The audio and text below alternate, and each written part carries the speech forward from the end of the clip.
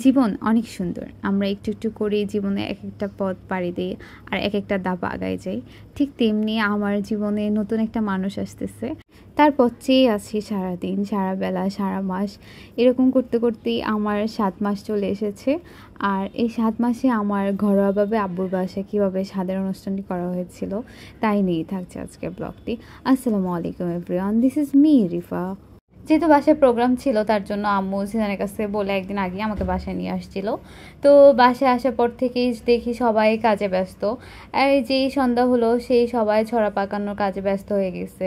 এখানে আমার কয়েকটা খালামুনি ছিল, নার্গিস আন্টি, তারপর আসমা খালামুনি, আমার কয়েকটা ছোটো বোন ছিল, ঋতু, নিহা, সুমাইয়া, মানে সবাই কাজে ব্যস্ত। একমাত্র আমি যে বসে বসে তাদের কাজ দেখতেছিলাম।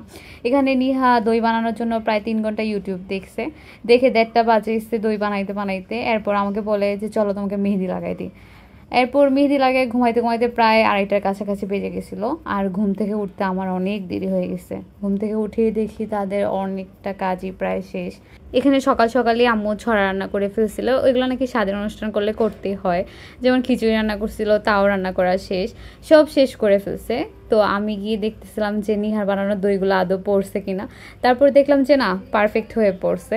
তারপর এখানে যেগুলো টুকটাক একটু দেরি হয় রান্না হতে, যেমন গরু মাংস, খাসি মাংস, এগুলো আম্মু বসে দিচ্ছিল।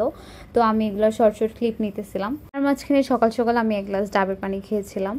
তো খাবার শেষ করতে করতেই দেখি বাজার থেকে আব্বু চিংড়ি নিয়ে আসছে।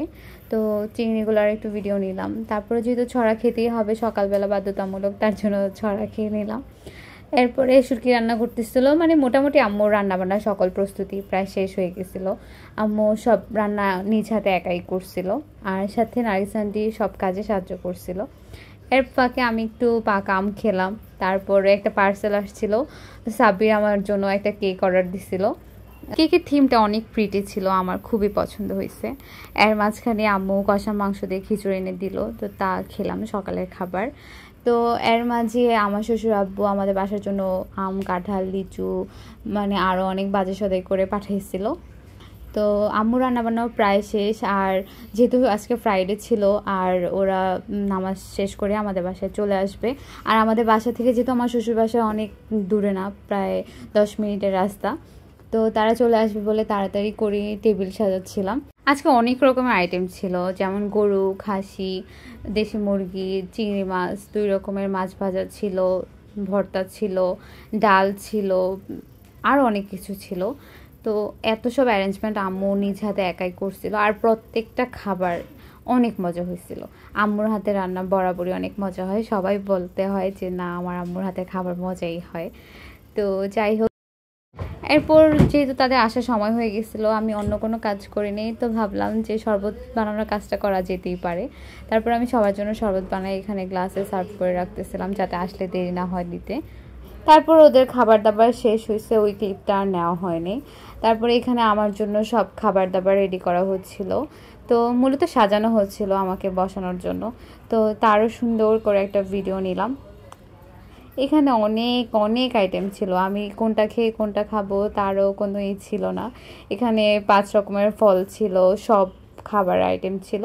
তো আমি ভিডিও মেক করার জন্য ছোট ছোট করে ক্লিপ নিতেছিলাম।